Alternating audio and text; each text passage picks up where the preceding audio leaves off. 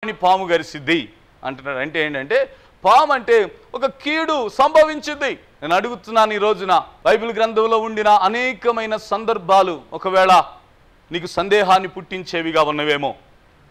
దేవుడు నిన్ను ప్రేమించి నీవు క్షేమమునందాలని ఏవి చుట్టూ కంచె వేసినట్లుగా నీ చుట్టూను, నీ సంఘము చుట్టూను, నీ కుటుంబము చుట్టూను, నీ పిల్లల చుట్టూను దేవుడు కంచె వేస్తే ఈ లేఖనాన్ని తీసుకొని ఇదొక జీవ పుస్తకంగా తీసుకోక, ఇదొక మత పుస్తకంగా లేకపోతే ఇదొక లా పుస్తకంగా తీసుకొని అనేకమైన సందేహముల మూలముగా నీ విశ్వాసాన్ని పాడు చేసుకొని నీ అవిశ్వాసము వలన అనేకమైనటువంటి వాటిని ఆహ్వానించుకొని అవి కరిచే స్థితిలో సిద్ధముగా ఉన్నవేమో. అలాంటి స్థితికి వెళ్లకుండా వాటి వలన మనము బాధింపబడకుండా ఉండునట్లుగా ఈ వాక్యము మిమ్మల్ని ప్రేరేపించుచున్నది, హెచ్చరించుచున్నది.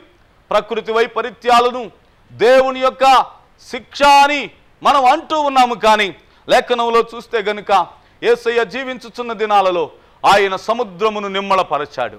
విపరీతమైన గాలి, తుఫాను, అలజడి, వాన, ఓడబద్దలైపోయే పరిస్థితి. అలాంటి పరిస్థితులలో దేవుడు ఏం చేశాడు తెలుసునా? గాలిని గద్దించాడు, సముద్రమును గద్దించాడు, తుఫాను ఆగిపోయింది. ఇవన్నీ కూడా ఆగిపోవునట్లుగా చేసింది దేవుడు.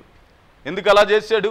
దేవుడు తన ప్రజలైన వారు నాశనం కాకూడదని, తన ప్రజలైనటువంటి వారు విపత్తులకు లోను కాకూడదని దేవుని అనాది కాల సంకల్పమైనది. నేను మీకు జ్ఞాపకం చేసే మాట ఏమిటి తెలుసునా? మీరు భయపడ్డారా? దూరముగా ఉన్న వ్యాధి మీకు సమీపంగా వచ్చింది. ఇంకా నువ్వు భయపడ్డారా? అది మీ శరీరాలను కబలించింది, కుటుంబాలను కబలించింది.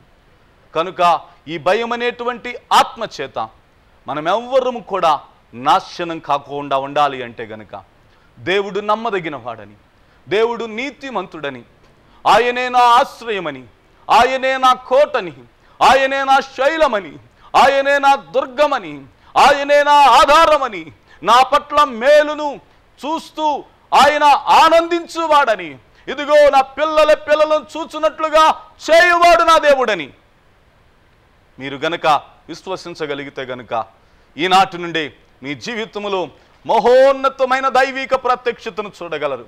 ఒక అద్భుతమైన ఆశీర్వాదాన్ని మీ జీవితంలో చూడగలరు. కాబట్టి అలాంటి పరిస్థితి, అలాంటి దీవెన, అలాంటి మేలు, అలాంటి సమాధానం మీ కుటుంబాలలో ఉండాలని మీ కొరకై ప్రార్థిస్తున్నా. మీ కొరకై దేవుని సన్నిధానములో ఎదురు చూస్తున్నాము. కనుక ప్రియా దేవుని బిడలారా, క్రైస్తవ సోదరులారా, క్రైస్తవేతరులారా, మీరెవరైనప్పటికీ సరే, మీరు ఏ స్థితిలో ఉన్నప్పటికీ సరే, యెహోవా ఉత్తముడని రుచి చూడటం మొదలు పెట్టండి.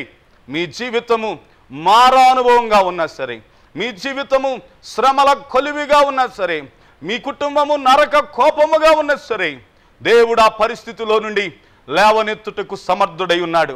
యోబు గ్రంథం 42వ అధ్యాయం 10వ వచనం నుండి 16వ వచనం వరకు ఉండినటువంటి భాగాలను మనం చూస్తే గనక ఆశ్చర్యాన్ని కలిగించేటువంటి అనేకమైనటువంటి విషయాలను ఆ భాగములో జ్ఞాపకం చేస్తున్నాడు ప్రియులారా. అలాగే 42వ అధ్యాయం మొట్టమొదటి వచనాలు కూడా చదువుతున్నాను. అప్పుడు యోబు యెహోవాతో ఇలాగు ప్రత్యుత్తరం ఇచ్చి, నీవు సమస్త క్రియలను చేయగలవనియు నీ ఉద్దేశించినది ఏదియు నిష్ఫలము కానేరదనియు నేను తెలుసుకొంటిని. జ్ఞానము లేని మాటల చేత ఆలోచన నిరర్ధకము చేయువాడు వీడెవడు అని యోబు మాట్లాడుతున్నాడు. 6వ వచనాన్ని చదువుదాం. కావున నన్ను నేను అసహించుకొని ధూళిని నేను బూడిదలోను పడి పశ్చాత్తాపడుచున్నాను. ఎందుకు పశ్చాత్తాపడుతున్నాడంట? 4వ వచనం చదువుతాను. నేను మాటలాడగోరుచున్నాను, దయచేసి నా మాటలు ఆలకింపుము. ఈ సంగతిని నిన్ను అడిగిదను, దానిని నాకు తెలియజెప్పుము. వినికిడి చేత నిన్ను గూర్చిన వార్త నేను వింటిని, అయితే ఇప్పుడు నేను కన్నులారా నిన్ను చూచుచున్నాను అని యోబు అంటున్నాడు. యోబు ప్రియులారా 42వ అధ్యాయములో పశ్చాత్తాపడుతున్నాడు. అయ్యా, నేను తెలియక మాట్లాడాను, ఏమేమో మాట్లాడాను అని అంటున్నాడు. ఆ మాట్లాడిన మాటలు ఏంటి తెలుసునా? ఇదిగో యెహోవా ఇచ్చెను, యెహోవా తీసుకుని మాట్లాడాడు.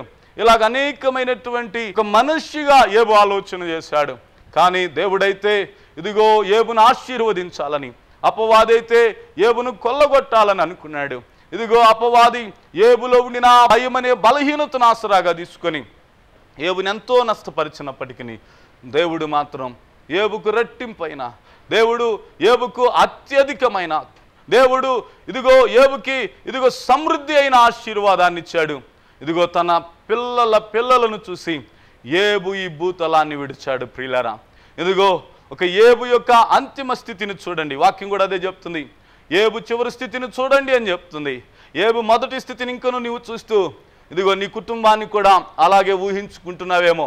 అలా ఊహించుకోకుండా ఏబు యొక్క చివరి పరిస్థితిని చూసి ఇదిగో దేవుడే అవన్నీ ఏబుకి ఇచ్చాడు.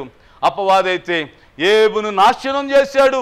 ఏబులో ఉండిన భయాన్ని ఆసరాగా తీసుకొని తన కంచెలో నుండి దూరునట్లుగా ఏబే అవకాశం ఇచ్చాడు అన్న మాటలు నిన్ను ఆలోచింపజేయటలేదా? ఆలోచించే ప్రియ సోదరుడా, సోదరి, ఇదిగో దేవుని మాటలు యందు నమ్మకం ఉంచి ఇదిగో యెహోవా ఉత్తముడు అని దేవుని స్తుతించటం మొదలుపెట్టు. యెహోవా ఉత్తముడని దేవుని ఆరాధన చేసి దేవుని నామాన్ని మహిమపరిచి దేవుని సంఘములో సాక్షిగా ఉండవలసిందిగా ప్రభు పేరిట తెలియపరుస్తూ ఉన్నాను. దేవుడి మాటలు మీ వినికిడిలో పదిలపరచునుగాక. ఆమేన్. ప్రార్థన చేసుకుందాం. దయామయుడు మా ప్రియ రాజా, మీకు వందనాలు. ఈ మాటలు విన్న నీ బిడలను బట్టి స్తోత్రం చెల్లిస్తున్నాం.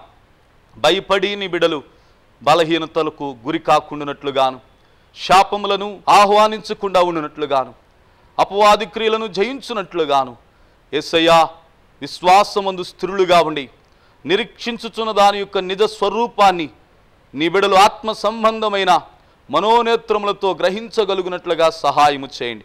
నీ బిడలను దీవించండి, బలపరచండి, గొప్పవారిగా చేయండి. మీకు వందనాలు. విడిపోయిన కుటుంబాలు కట్టబడునుగాక. బలహీనతలో ఉన్నవారు బలవంతులుగా మారుదురుగాక. శ్రమలో ఉన్నవారు శ్రమను విడిచి సంతోషమును అనుభవించుదురుగాక. మీకు వందనాలు. మీ నామ మహిమార్థమైన బిడలు జీవించున్నట్లుగా సహాయము చేయమని, ఆశీర్వదించమని యేసు నామమున అడిగి వేడుకొని ప్రార్థించుచున్నాను మా ప్రియ తండ్రి. ఆమేన్. ఆమేన్. అడ్రస్ పాస్టర్ ఏ లాభన్ Sukumar, Nissi blessing church, near water tank centre, Navaluru post, Mangalagiri మండలం, గుంటూరు జిల్లా. Pin code 522503, Andhra Pradesh, India. మా ఫోన్ నంబర్ 9866 709 701 694702.